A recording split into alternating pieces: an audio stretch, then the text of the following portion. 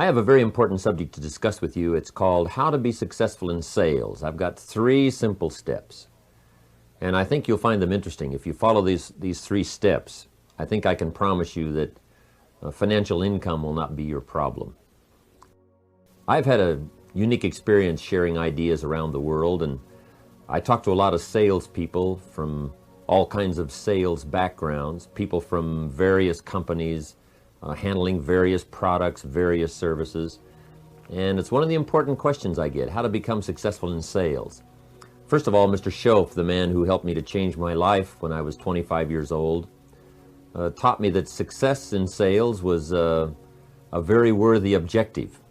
He said sales will get you the kind of income you want, and you'll learn a lot of lessons about people and about life and lifestyle if you get involved in sales, and I found out that that was true.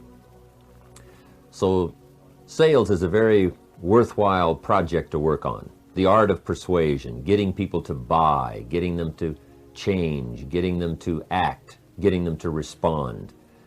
And if you'll follow the 3 simple steps I've got for you to consider today, I think you'll find things will go much better for you if you happen to be involved in a sales career.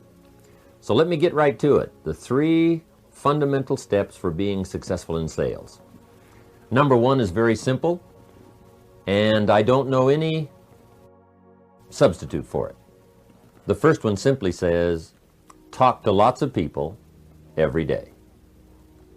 Sure enough, when I talk to someone who's involved in sales and I say, how are you doing? And this person may say, well, things aren't going too well at the moment. I'm not doing very well in my sales career. My first question always is, how many people did you talk to yesterday? And I find that sure enough, the person, instead of giving me this figure that I can jot down, how many people they talked to yesterday, they give me a story. They tell me that they had some places to go and they had some things to do and some things came up and so on. So no, they didn't talk to anyone yesterday. And I say, well, we've already identified the problem. Because the first step to success in sales is talk to lots of people every day. And then at the end of the day, it's very important to do one more thing. Jot down how many people you talk to. Just put a little number down somewhere in your journal. I talked to 10 people today. I talked to 5 people today. I talked to 3 people today. However many. Just keep track.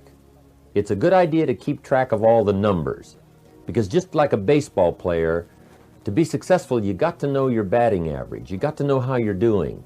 Your contacts versus your presentations versus the close or the actual sale, and how much money you're earning. You got to keep track of all of those figures, because figures tell the story, and the figures don't lie. And there's one thing we don't want to do as we go through life, and that's kid ourselves. A delusion is probably one of the worst diseases to suffer. The guy keeps walking west looking for the sunrise. I mean, he just doesn't know, he doesn't understand. But this is the first fundamental for success in sales. Talk to lots of people every day, and at the end of the day, keep track of the numbers so you can go back over last week, you can go back over last month's numbers, and find out where some of the problems are. Okay? Now, if you talk to lots of people every day, I can promise you 2 things will happen. For sure. Number 1, you're bound to make sales if you talk to enough people. Even if you're just getting started in your sales career, or you just started for some new company, selling some new products, and you're not very good at it at first, people will still buy if you talk to enough of them. Because I have found that some people buy for the strangest reasons. Honest. So if you talk to enough people, you'll find a whole variety of reasons why people will buy, and you'll have a chance to make sales. Some people buy out of sympathy for the salesperson. They really don't want to see your kid starve. And if you make a sincere presentation, even if it's faulty, somebody will buy just because they're benevolent. They want to help somebody, and you happen to be the next person along. So if you talk to lots of people every day, sure enough, you'll find some people that will buy because they're sympathetic. Okay? Now, some people buy for other strange reasons. Some people buy just because they have the wherewithal to buy. If I'm talking to someone and I know they're a person of means and they say, why should I buy your product or your service, Mr. Rohn? I simply say, well, because you can. I talk to people all day long who can't, but you can. So let me have your check. And sure enough, some people, just because they have the wherewithal to buy, will become a good prospect for a customer. So if you talk to lots of people every day, you're bound to make some sales. Even if at first your presentation was so bad you just went around all day saying to lots of people, you wouldn't want to buy anything, would you? Sure enough, somebody's going to say, well, maybe I would. What are you selling? And that'll get the process started. So if you talk to lots of people every day, you're going to find some people that will buy your product, that will buy your service. But that's the key. Talk to lots of people every day. Now here's the second thing that will happen. If you talk to lots of people every day, you're bound to get better. See, when you do something over and over and over again, your skill increases. When I first started lecturing about 15, 16 years ago, I will admit to you I wasn't that good at it. In fact, the first speech I gave, I stood up to lecture and my mind sat back down, if you've ever had that problem. I opened my mouth and nothing came out. My knees were knocking together. The sweat's pouring off my face. I'm shaking like a leaf. It's called terror, in case you haven't tried it. So that first one wasn't that good, but sure enough, I got up the courage to do it again. And when I did it again, it was easier. When I did it again, I got better. And now I've been lecturing constantly for the last 15, 16 years, and I've gotten better at it. And I can promise you that if you will practice your presentation, practice is just as valuable as a sale. Let's say you are just getting started and you talk to 10 people. 9 say no, and 1 says yes. The one that says yes is important to your financial success, but the 9 who say no are important to your personal progress, called practice. Because the more you practice, the better you will get at the job. So the first question here is, how long do you want it to take to get good at what you do? If you don't want it to take long, talk to lots of people every day, not only for the results of sales, but for the results of progress. And then, of course, when you get started, talking to lots of people every day, you can employ what we call the law of averages. And the law of averages will work for anyone. If you do something often enough, you'll get a ratio of results. If you're getting started and talk to 10 people and only 1 says yes, you've got a ratio going called 1 out of 10. And the unique thing about the ratio is once it starts, it tends to continue. If you talk to 10 more, sure enough, you'll get another one. If you talk to 10 more, you'll get another one. It's that uncanny thing called the law of averages. Now you might say, well, 1 out of 10 isn't that good, but at first you don't worry how good it is. You just get the ratio started. Then when you know you've got a ratio like 1 out of 10, see, you can start to compete. If I just joined the company and I can only get 1 out of 10, and you've been there for a while, so you can get 9 out of 10, if we have a contest, you and me, I will win. And the reason is because during the month, if it's a contest for a month, I will talk to 100 people and get 10. And see, if you're so good at it, you've probably only talked to 10 people and you've gotten 9. But sure enough, at the end of the month, I've got 10 and you've got 9. I win. I simply make up for in numbers what, first of all, I lack in skill. So that's number 1, both to learn and to grow and to get results. Talk to lots of people every day. There is no substitute for that in being successful in sales. Now here's the second step to be successful in sales. The second step is be real nice. I don't know any substitute for that. You've got to learn to be real nice. Attitude makes the difference in how these numbers finally work out, called progress.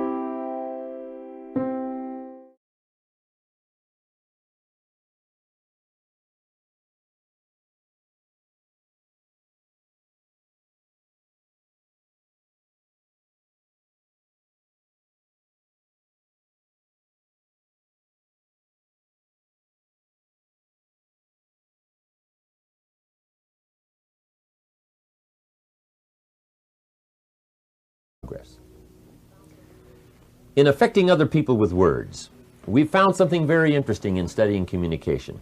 It's 80% what you feel and only 20% what you know. It's not so much what you say as how you say it. Attitude makes the difference in results. Attitude makes the difference in the quality of life. Attitude makes the difference in the result in success in sales. It's how you feel. Most people are interested in how you feel, not just what you know. Your feelings of sincerity, your feelings about other people, your feelings about yourself, your feelings about the future, your feelings about the product. If you are positive, if you feel good, if you have a good personality, if you've worked hard on yourself, and now you make the presentation, you can't believe the difference that it will make. Practice being real nice. And I say practice because sometimes there isn't call really for being nice. When the weather isn't nice and your problems are heavy, we have a tendency to go on the negative side. But if you'll resist all of that and be nice when the weather isn't, be nice when other people aren't, be nice when the circumstances really seem to be going against you. If you will practice that daily, working on your attitude, because that makes the greatest difference in how your sales ratio finally works out. Practice being real nice. It means learning to work harder on yourself than you do on your prospect. Most salespeople say, I've got to work hard on my prospect, but see, that isn't where it's at. You've got to learn to work hard on yourself. Work hard on your personality. Work hard on your language. Work hard on your style, your presentation style. Work hard on learning how not to talk too long, not to talk too little, but making it just right. And make sure you understand other people's problems and difficulties. In sales, we learn when someone has a problem, you recognize it. You say, John, I can understand how that feels. I've been there.